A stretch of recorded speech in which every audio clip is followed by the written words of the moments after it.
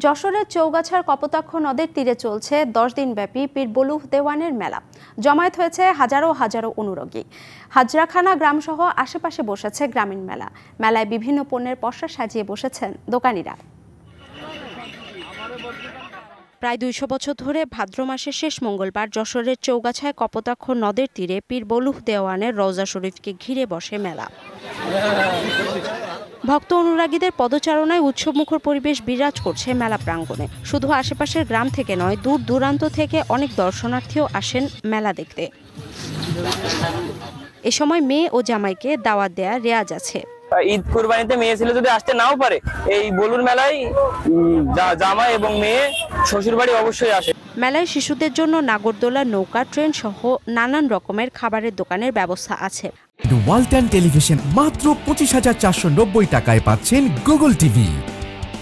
আসবাবপত্র থেকে শুরু করে রয়েছে কসমেটিক্সের দোকানও। আমরা আসি, বহুদিন ধরে আসি এখানে, সাধারণ প্রায় 40-45 বছর।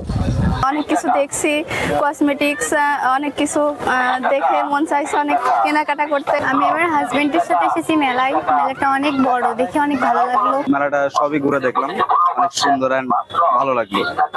আইন শৃঙ্খলা বাহিনীর সাথে কাজ করছে স্থানীয় ভলান্টিয়ার।